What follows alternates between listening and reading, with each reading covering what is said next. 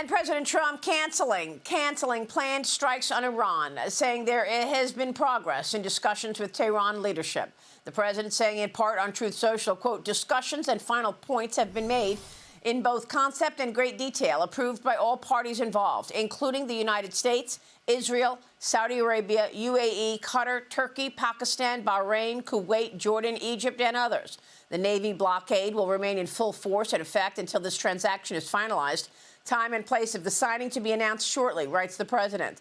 President Trump also revealing a peace deal could be just days away. Watch.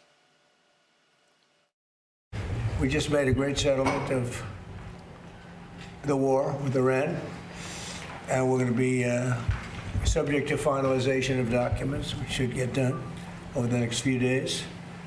We'll probably have a signing maybe in Europe, and it's a great thing. Stock market's up 1,000 points. That means they like the deal. Oil's dropped. Oil will start coming down to, I think, even lower than it was before.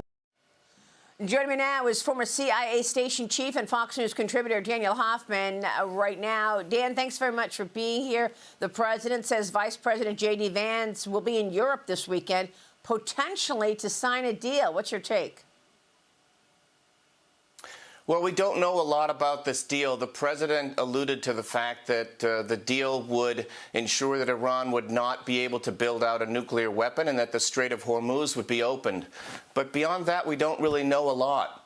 And if past is prologue, and listen, even a couple of days, I can tell you from all of my experience serving in war zones in the Middle East and South Asia, 2 or 3 days is like an eternity. There are a whole lot of things that can go wrong. And forgive me for being a little bit pessimistic, but it's the Middle East. And Iran has absolutely every incentive to want to delay negotiations. They know that the United States derives its leverage from not only the blockade and sanctions, but I think first and foremost from our military strikes. And Iran has found a way to limit the impact of our military strikes by carrying on this illusion that they want to be tough negotiators. We'll just have to see if this time it turns out differently. But if past is prologue, I don't expect much to change. Yeah, I know. I understand, given that we've been here before. Some areas of the Pentagon went on lockdown yesterday, meanwhile, over what was described as an air quality incident, only later revealed to be a false alarm. Systems originally detected a severe rating in part of the building. A device picked up a biohazard scent. Employees were directed to shelter in place while all other personnel was told to avoid the area. The Pentagon's chief spokesperson saying in part subsequent testing confirmed no hazard exists and normal operations have resumed. But, of course, anything scares people. Your thoughts? I think that incident, we don't know all the details. There's no indication that there was any foul play from terrorists or other nefarious actors. But this is, look, a challenge. You've got a lot of people in the Pentagon trying to do their jobs to keep our country safe, and this can really hamper their ability to do that. But it looks like we're past this incident, and hopefully everything will settle down. Dan, you've got an op-ed for the Washington Times saying that the U.S. needs nuclear power to win the AI race. The president has had all hands on deck with regard to energy and powering up this AI revolution. You find nuclear power important here? I do.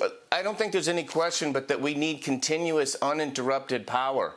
And that's something that solar and wind aren't going to give us. Natural gas has its own challenges.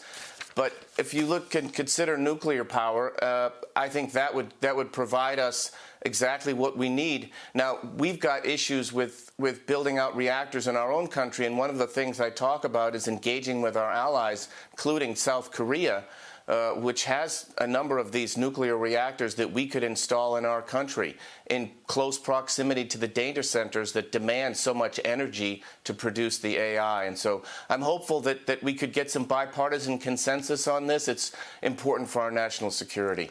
Absolutely. And, of course, we've been talking with a lot of nuclear companies recently on this program who are looking to go public as well. The space is definitely increasing in terms of interest and business. Dan, thanks. We'll keep a watch on that. Daniel Hoffman joining us.